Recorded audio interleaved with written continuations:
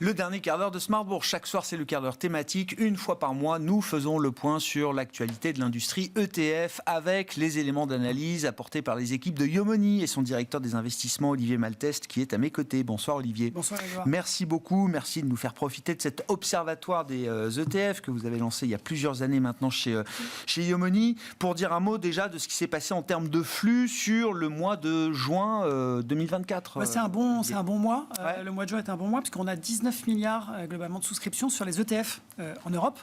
Donc c'est quand même un très très bon mois puisque par rapport à juin 2023, on est à plus 26%. Donc c'est un mois de collecte qui fait suite à un mois qui était un peu exceptionnel le mois dernier avec plus de 27 milliards de souscriptions, c'était beaucoup. Et si on regarde, parce qu'on est en fin de semestre, si on regarde un peu sur le semestre, on est à 100 milliards depuis le début d'année de collecte sur le premier semestre. Sur le premier semestre 2023, on était qu'à 72 milliards et demi. Donc on voit que ça progresse bien et on avait fait 160 milliards sur toute l'année 2023. Ah ouais. Et là, on est déjà à 100 milliards, donc pour l'instant, c'est un bon cru. Ça s'annonce comme une bonne année. Exactement. Bon, où sont allés les intérêts en matière de classes d'actifs quand on regarde la dynamique des flux, toujours, Olivier? Alors, les trois classes d'actifs ont collecté positivement, donc ça c'est bien. Toutes les classes d'actifs collectent. Alors, essentiellement actions, comme vous pouvez le voir, on est à un peu plus de 15 milliards, presque 16 milliards sur les actions, 2 milliards sur les obligations, 2 milliards 2, donc c'est un peu plus réduit sur les obligations. Et deuxième mois consécutif positif sur les matières premières, puisqu'on a eu quand même beaucoup de mois de décollecte sur les matières premières, avec un peu moins de 800 millions de collectes nettes sur les matières premières, globalement. Qu'est-ce qui a intéressé particulièrement dans l'univers actions quand on décompose un petit peu justement cette classe d'actifs, Olivier? Alors sur les actions, ce qui a intéressé, c'est à peu près toujours la même chose, c'est-à-dire que c'est toujours les grosses capitalisations, hedgées et non hedgées, donc certains clients prennent la part, l'exposition change, mais les grosses capitalisations, on a un retour des grosses capitalisations européennes qu'on avait un petit peu vu disparaître les précédents mois, mais vraiment toujours les grosses capitalisations et en sectoriel évidemment toujours la tech très très forte, ça c'est sûr. Et donc c'est assez fidèle par rapport à ce qu'on peut observer depuis le début du semestre. Oui, c'est ça, c'est cohérent sur l'ensemble du semestre est cohérent de ce point de vue-là, quoi. Au niveau action, ce qui manque pour être totalement cohérent, ce serait des collectes sur l'émergent, puisque l'émergent a bien collecté depuis le début de l'année et pas sur le mois de juin.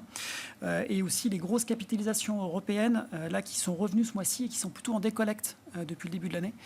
Mais globalement, voilà, c'est relativement quand même cohérent. Il n'y a pas de grosses surprises au niveau des flux actions. Ouais.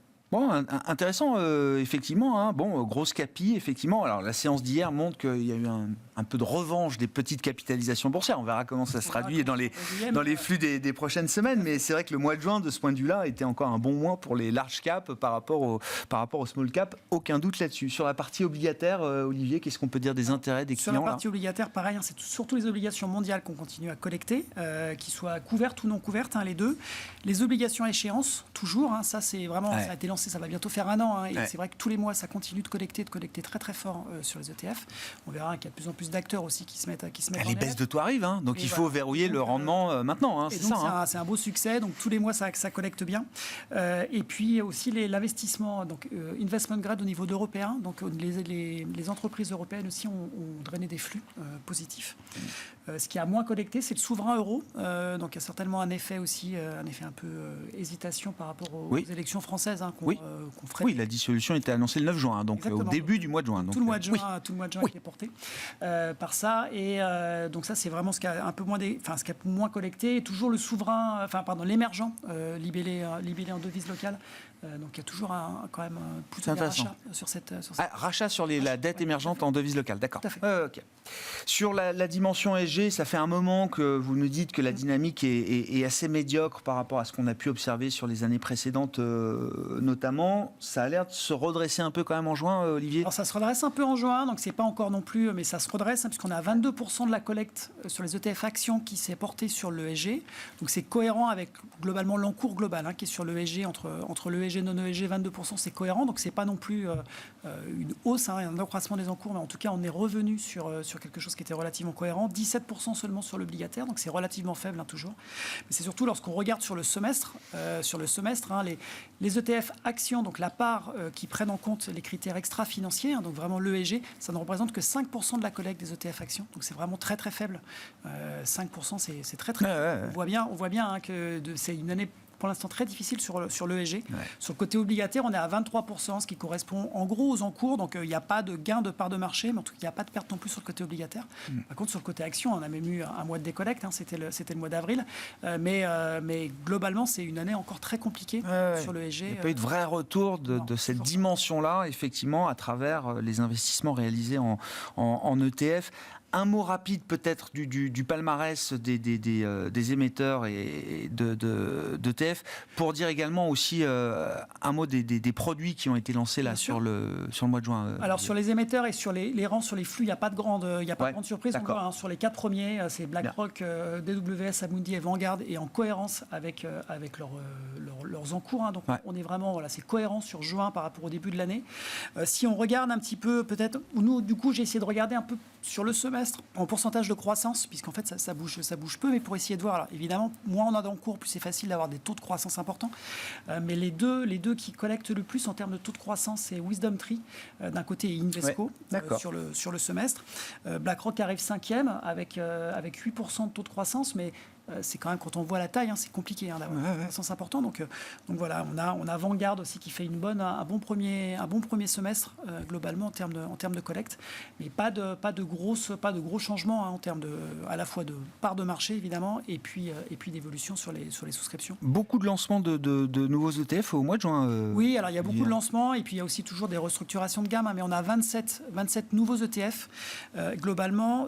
19 actions et 6 obligataires. Donc c'est toujours 13 actions. 11 ESG. Le mois dernier, il n'y avait pratiquement pas de lancement ESG, alors que souvent, c'est quand même une dynamique toujours très forte de la part des providers. J'ai retenu, moi, deux gammes un peu intéressantes sur le mois de juin. D'une part, Invesco qui continue de lancer des ETF à échéance. Donc ils sont arrivés sur le marché le mois dernier avec 5 ETF à échéance, avec donc de 2026 à 2030 en termes de maturité, qui étaient sur le dollar. Là, ils font la même chose, mais sur l'euro, donc en cohérence.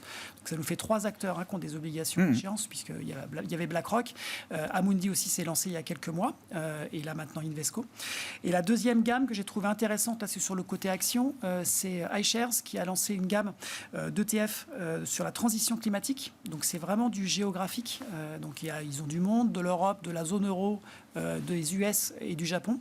Et ce qui est intéressant, c'est que donc ils cherchent vraiment à investir sur les entreprises qui sont vraiment en pointe sur la transition énergétique. Donc c'est vraiment sur ce thème-là. Et surtout, ils essayent de ne pas avoir de biais sectoriel. On sait que souvent, les sur- ou sous-performances des problématiques ESG sont liées à des gros biais sectoriels. On se souvient, en 2022, il n'y avait pas du tout d'énergie, parce qu'effectivement, l'énergie fossile, c'est compliqué. Ça a été une année difficile. Et donc là, ils essayent vraiment... La défense aussi. La défense. Et donc là, ils essayent vraiment de limiter les biais sectoriels, de ne pas avoir de biais sectoriels. Donc intéressant, ils viennent de lancer ça pour essayer d'avoir des thématiques ESG, donc là, au niveau mondial, enfin géographique en tout cas. Bon, l'offre de YoMoney aussi, on peut en dire un mot. D'ailleurs, au passage, Olivier, qui se développe toujours un peu plus. Alors là, c'est l'ouverture d'une gestion privée, c'est ça, à partir de 50 000 euros, Olivier. Qu'est-ce que cette gestion privée apporte aux clients de YoMoney par rapport à celui qui n'est pas client de la gestion privée de YoMoney, par exemple? Alors, en fait, on a cherché, on avait deux points qu'on voulait résoudre. Le premier, c'était qu'on voyait que globalement dans l'industrie, lorsqu'on a un patrimoine financier qu'on place entre 50 000 et 100 000 euros, on est souvent très très mal servi parce qu'on est vraiment en haut de la banque de réseau et puis on n'est pas encore suffisamment gros pour avoir de la gestion privée. Et donc on s'est dit, il faut essayer de démocratiser cette gestion privée, aller un petit peu plus bas. Donc ça, c'était la première chose. Et on a aussi des clients quand même qui ont un patrimoine relativement important et qui nous confient un patrimoine important à gérer et qui viennent nous demander si on ne peut pas faire des frais plus bas, si on ne peut pas faire quelque chose pour eux. Et comme on est digital et qu'on est déjà très très bas, c'est compliqué. On s'est dit, on va essayer d'offrir plus de services. Et donc on a ouvert la gestion privée pour ces clients-là. Donc on a exactement le même prix mais plus de services, donc des conseillers dédiés, une partie dans l'application qui leur est vraiment dédiée. Et surtout, on ouvre la gestion libre chez YoMoney. Donc YoMoney, on est société de gestion. Convaincu qu'il faut déléguer sa gestion pour vraiment pour gérer au mieux, qu'il faut s'appuyer uniquement sur les ETF. Et donc on reste, c'est pour ça qu'on l'ouvre qu'à partir de 50 000 euros au niveau de la gestion. On pense que c'est toujours la même chose, c'est-à-dire qu'il faut la colonne vertébrale de l'investissement, c'est en déléguant votre gestion, d'une part pour éviter les biais psychologiques, et deuxièmement sur les ETF.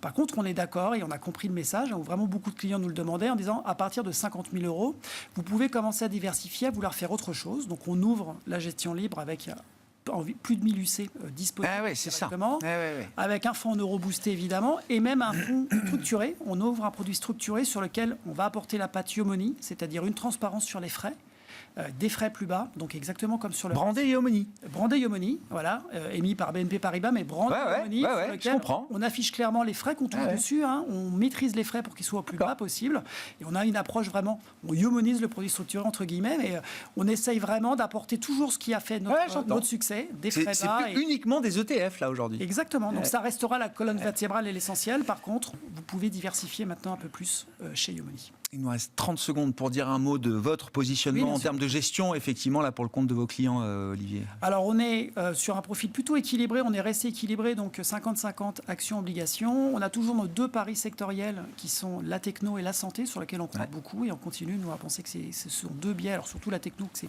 encore pas trop cher, donc on peut continuer. Et ce qu'on a fait par rapport au mois dernier, la dernière fois qu'on s'était vu, c'était juste post-dissolution.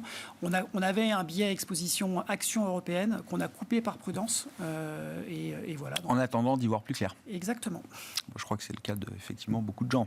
Bon, merci beaucoup Olivier, merci d'avoir été avec nous tout au long de cette saison. On vous retrouvera la saison prochaine, évidemment, pour continuer de parler avec vous de l'actualité de l'industrie ETF. Olivier Maltès, directeur des investissements d'Yomoni, qui était l'invité de ce quart d'heure thématique de Smart Bourse ce soir sur Bismart.